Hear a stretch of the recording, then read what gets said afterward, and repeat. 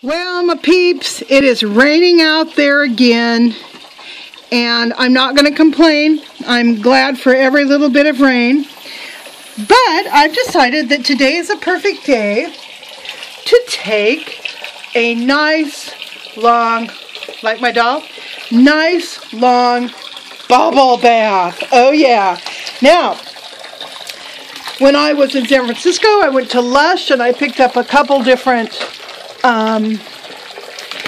bath bombs. I think this is the egg one that's all gold, and then this one's kind of the galaxy colored one. So I think it's about a galaxy colored Lush bath bomb today. So let my perfume stand up again. So let's just take a peeky poo at this bath bomb. I should probably cut it into pieces, but I'm not going to because I tend to overdo everything. Woo! Look at that! Oh my!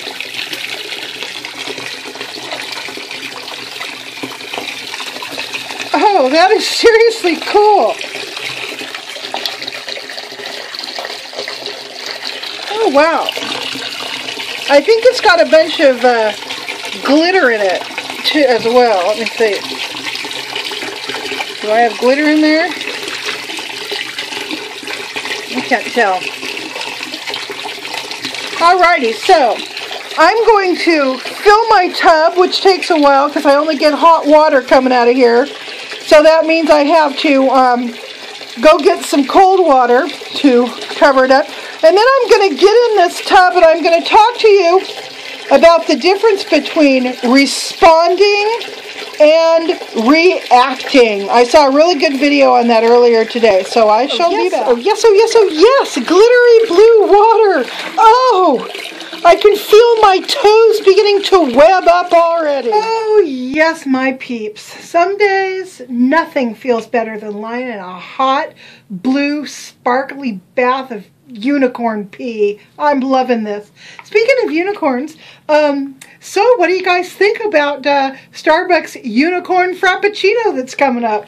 They're supposed to be releasing it tomorrow, which is the 18th of April in some markets. 18th and 19th, something like that. And then the following day in other markets. So I hope it comes to our area early. Okay, so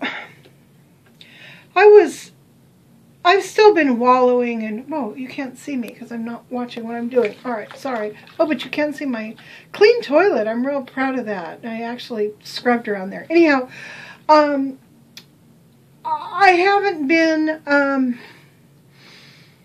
I've been wallowing still, you know. I keep saying, oh gosh, I'm doing better, I'm having a better day, had a better day, and then I'll spend 3 days not doing much of anything like the past 3 days when I've just spent most of my time in bed. I'm not kidding, most of my time's in bed. If I'm not napping or watching YouTube videos, I'm reading. Sometimes I'm eating, so it's just not a good situation. However, something piqued my interest today. I was watching videos, and there was a video that came up in my recommended, list about. It was specifically about dealing with narcissists. If you're in a situation where you're having to deal with a narcissist, whether it's at work or a spouse or a girlfriend, boyfriend, kid, parent, whatever. Some tips about how to deal with these people. And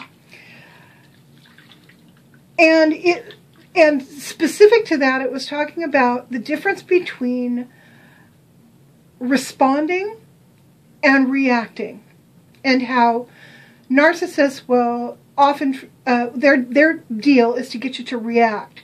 They try to hit you in an emotional place where you react in a way that is generally defensive, and there comes to be some sort of a payoff for the narcissist in that.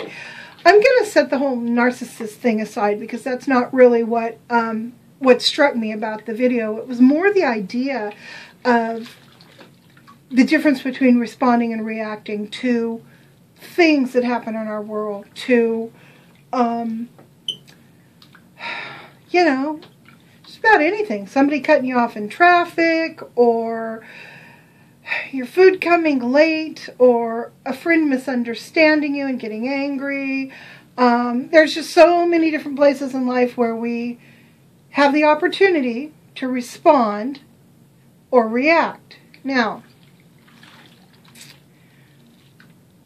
when you react, you're not in control, because by the very nature of the word, it is a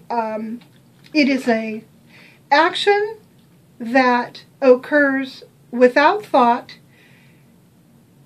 to a stimulus. Reacting is a real good thing in nature. I mean, you know, if you see a Tyrannosaurus Rex out the corner of your eye, you know, you want to put on a burst of speed. Or if you see that anvil coming down at you, you want to road runner out of the way. I mean, reacting is good. But in interpersonal relationships, it's usually a problem. When we're faced with a situation that hits us in our gut somehow, makes us want to react. And that reaction could be yelling. It could be accusing the person you're engaged in of something, like not understanding you, or being mean, or not paying attention, or whatever. It can be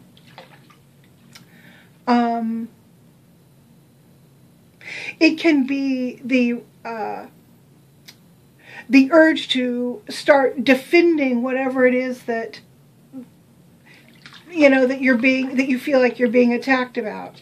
I didn't do that. I didn't mean that. I didn't say that. When I said that, I didn't mean the thing that you heard. You heard me wrong, blah, blah, blah. You're never in a position of strength when you react. However, if you can take a few deep breaths, consider your situation, and then respond, you have a much higher chance of number one, staying in control, and number two, and more important, resolving the issue, whatever it is.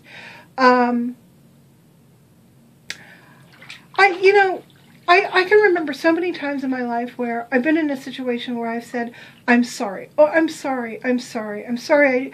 I'm sorry I did that. I'm sorry I said that. I'm sorry, whatever. I'm sorry. And what I really meant was, I'm sorry that you feel that way about this thing that's going on. I'm sorry that it is unfortunate that you feel that way. Not I'm sorry because I made you feel that way, but I'm sorry that you feel that way. That way, you're allowing your partner in this issue to own their own feelings.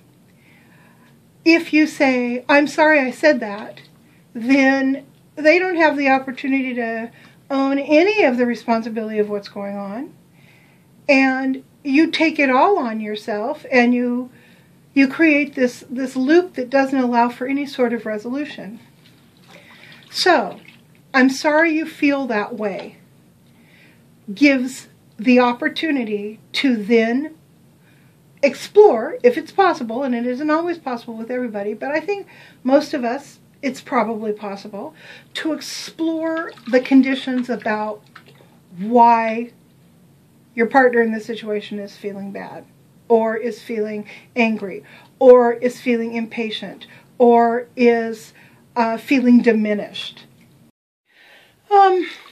Arguably, the most important part of separating reacting and responding is the part where you take your delicate little ego by the hand and you march it over to the chair by the door. You tell it to sit and stay. You tell your ego that you're going to come back and you're going to pick it up and you're going to just cuddle it. But for right now, you have adult work to do. You walk away from your ego, you go back to your problem, and you deal with it from a position of mind instead of heart. You think, you don't feel. You respond, you don't react. That is the hardest thing in the world to do, because the whole time you're trying to work your way through the issue, you can hear your ego at the other side of the room, and it's crying and it's whining and it's stamping its feet and it's saying, this isn't fair. You don't have the right to say that, feel that, think that, do that about me. You don't have the right. But you got to block that shit out. You got to block the ego out, and you've got to respond from a place of, I'm the adult.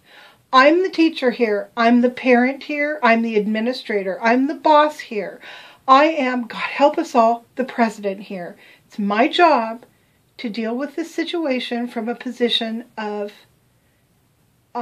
ego-free clarity. I'm not even going to get into how the president is dealing with situations. That's a whole nother story. But you know what I'm saying? You know, and we all know instinctively that that's the place we have to go to in order to truly problem solve, especially in an interpersonal relationship. So, check that ego at the door before you start figuring out how to deal with the problem.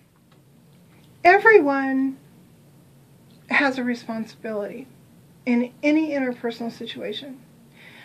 Sometimes the responsibility is quite simply, I made a mistake getting involved in this interpersonal relationship with you, so now I need to leave. That's still the responsibility of the person who left. Sometimes the response is, I said something without thinking. It didn't occur to me it was going to make you feel this way, but now that I think about it, and now that I reflect on who you are, I can understand a little bit better about why you are feeling the way you're feeling. Sometimes that's a response. Sometimes the response is, I'm sorry that what I said made you feel the way you feel. Upon reflection, I realized that what I said is exactly what I meant, and you took it in a way that hurt, and maybe it hurt because what I said is my truth, is the truth that I see, and my truth that I see hurts you. Might not be your truth about the situation, but it's my truth. It's what I see being true about the situation. So I'm not sorry I said what I said. I'm sorry it made you feel the way it feels, because we're engaged in an interpersonal relationship, a friendship, a marriage, we're business partners, carpool mates, whatever.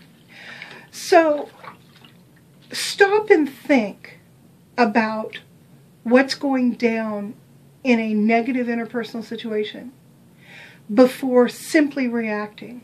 And there's a ripple effect on this, because particularly if you and the person that you're engaged in with, if you have mutual friends, acquaintances, or partners in one way or another. Like, let's say you're in a family. Let's say one kid's having trouble with another kid, and then the rest of the kids in the family take sides. Or one of the places we see it most is social media now. One person is torqued with somebody, and it gets around, and then it becomes, team hurt person, team accused of hurting me person. And so the people in your sphere who have the opportunity to either respond or react will often react.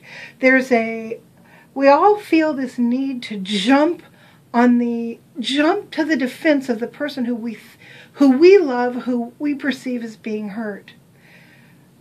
But if there's one thing that I have learned since I've been watching politics, things are not always as they seem. And